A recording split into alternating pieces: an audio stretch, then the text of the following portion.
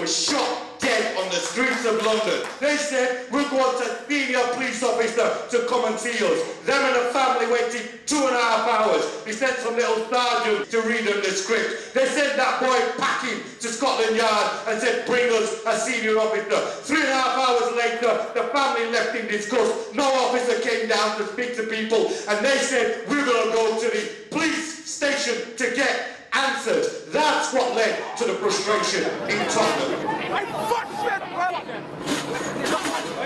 Hey, did you see the fucking girl getting rocked by the feds, man? Come on! As dark as how perfectly said to that snide BBC reporter who he made a fool out of, this is an insurrection. We have a duty to uphold the meaning of the word. No justice, no peace. My dad brought me up, and he always said to me, son, don't shit on your own doorstep. And he gave me a slap around their head to tell me that. So you want to make a point, make it where it will be heard. They would, of course, have you believe that the alarming behaviour of our youth has no political agenda and is solely based on opportunism and thuggery. The youths are very aware of what's going on around them. They do care about their bleak realities, but will not protest peacefully, as they have seen that many of our peaceful protests achieve very little.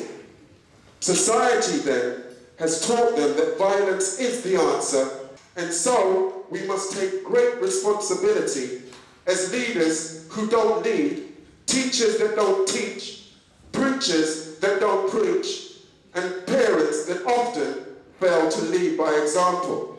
We say they avoid opposing integrity, but do we practice what we preach? Because they know that we are hypocrites on every level. Because you are older does not necessarily mean you are wiser. You are fed an angle of truth, a portion of the real deal, a fraction of reality that we build our distorted perception. The reality is our children now interact more with machines than they do with human beings. And just because our youth do not seem to have a political agenda, do not think that they are numb to politics. They saw the true catalyst for the Tottenham riots, which was when a 16-year-old girl was set upon by at least 7 police officers with truncheons and beaten senseless. Look how he's dealing with her! It's a fucking girl! It's a fucking girl! It's a fucking girl, you cunt! It's a fucking girl, you cunt! The fact is, the only time the police and authorities tell the truth is when the evidence is so overwhelming that the facts cannot be denied, or the public interest is so overwhelming that they have to respond. We've had a series of deaths in custody with no answers from the police this year, but if you look at over 300 deaths in custody over the last 10 years, there's only been 2 where there's even just a hint of the police having any guilt or appointing any blame. Up till now, I don't really know how the story goes. 2 police officers reckon they went to this high-rise, which was on the 11th floor, and they reckon that they knocked on the door, and my son just decided to jump and commit suicide. So if he had fallen 300 feet from a high-rise or had jumped, my son's feet would have been stuck in his throat. My son would have been unrecognisable. When I went to see my son, I actually took photographs of him.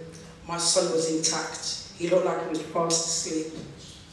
Now we know, they like to talk about the community and, these thug rats and all kinds of murderers.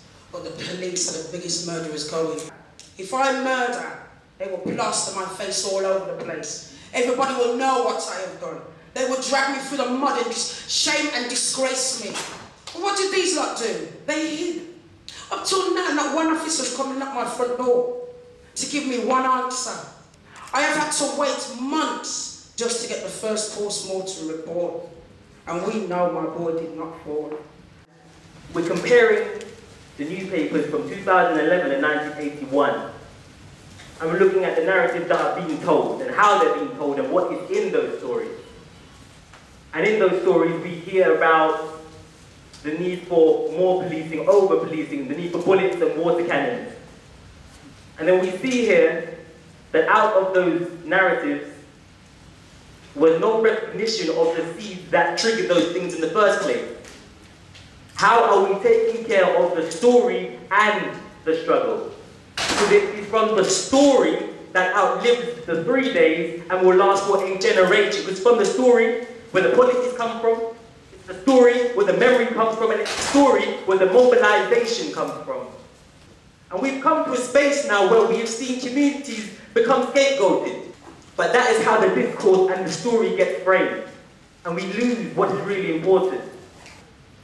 Because I'm worried. Because I've seen EDL patrol the streets and they've only been legitimised by comments made by our Prime Minister. They have put black youth in the spot of public enemy number one. We've always been in that position. It was temporarily taken over by the Muslim community, and we thank you for holding that spot for us.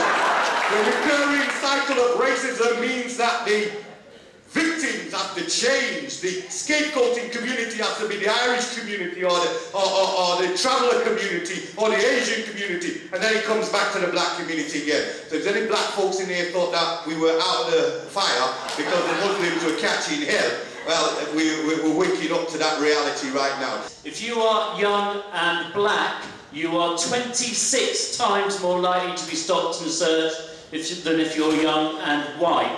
Young people have been treated disgracefully. You look at EMAs, you look at the tripling of fees, you look at the facilities being cut, you look at the lack of job opportunities.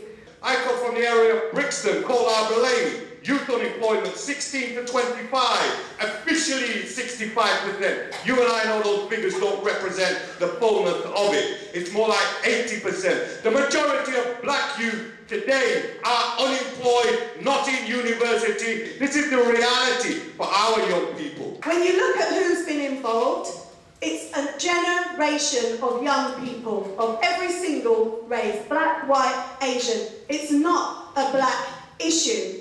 The kids who have gone out and created this violence, what do we do for them? Not as a long-term plan, but what can we do for them now? We have to have something intelligible to say also to the people sticking those post-it notes on a wall in Peckham because they're distressed what's happened to their community. We have to have something to say to those who've been burnt out of their homes. Most of us say we want the cuts to youth services to stop. Some are saying they want the cuts to the police service to stop. There is at least an underlying common ground here that very few people indeed are happy with how our society looks this week. And I think if there is a common ground that goes beyond that slightly negative point, it's huge numbers of people realise that if inequality develops beyond a certain point, society as a concept starts to lose its meaning. I'll tell you who the violent thugs are. Those that are cutting the funding to our education. Those that are cutting funding to libraries and hospitals. Those that have no problem with killing people in Iraq and Afghanistan and Libya now. Those that have no problem with spending the billions on these wars.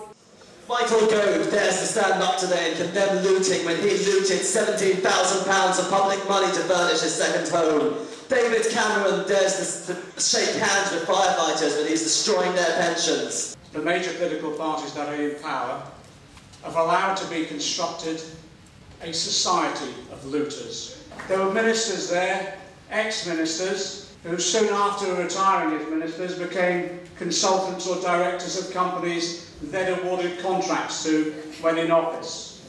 People may have seen the news that Tesco's and other major supermarkets have been found guilty by the Office of Fair Trading for price fixing, for colluding amongst themselves to fix the prices of essential dairy products like milk.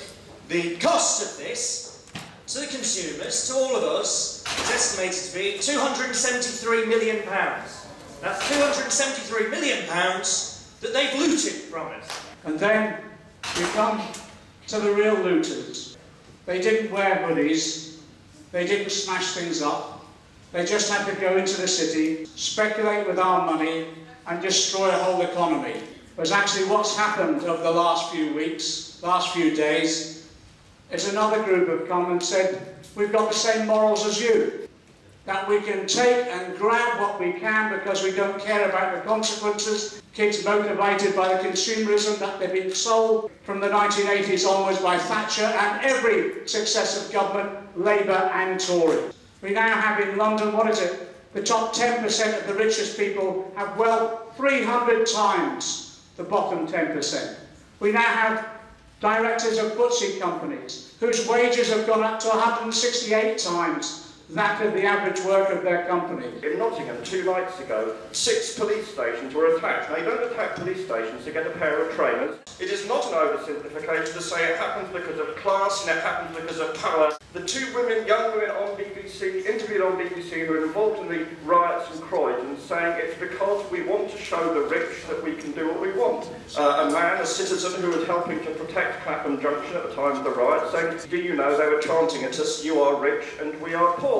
Now, if people are saying that, it probably relates to why they are doing it. Look, if it had nothing to do with poverty, deprivation or inequality, why did the riots start in Haringey and not in Henley? Haringey, where 60% of kids live in poverty. Haringey, where unemployment is twice the national average. Then throw in, by the way, the national figures. 1 in 5 young people below the age of 25 now out of work. I watched the disgraceful debate, the emergency parliamentary debate, suggesting that benefits should be withdrawn, suggesting that farmers were to blame, single mothers were to blame. That the riots have been used by the government to introduce some of the most draconian measures that they could possibly do. That we have to challenge that. We have to build political organisation. We have to build anti-cuts organisation. We have to build trade unions, because we cannot leave this vacuum in all of our communities. Because the most repeated discussion in the House of Commons today was bring in the water cannons, bring in the rubber bullets, because they think that they can repress society in this way and overcome these problems. People that will pay absolutely nothing to relieve poverty, but pay absolutely anything to repress the poor. The only way we can overcome these problems is the creation of a society that's fair and equal. It won't come through violence. It won't come through the disorganised and rioting that's gone on. We all have a responsibility on our shoulders now, each one of us, to get out there and start organising. We're living through a huge international crisis in capitalism. I had a dream the other night that Africa was adding aid concerts for the United Kingdom. And that we were saying, oh, look at these poor white children on the TV, look, they got nothing, we're going to send them some bananas or something. Yeah, you'd be happy to see that banana boat at that time, won't you? Yeah. All around the world, bankers and financiers, those who gamble in the stock markets, are in complete abject panic. In the last 2 weeks, about $4 trillion worth of value has been wiped off the world's stock markets. They are panicking. That's all taking place while the riots were going on. And let's be clear, the two are linked. The IMF, the International Monetary Fund, says that $7 trillion worldwide has been used to prop up the global financial system. For Britain, it is £1.3 trillion. That is the Bank of England figure. That is why we now face a crisis of public funding.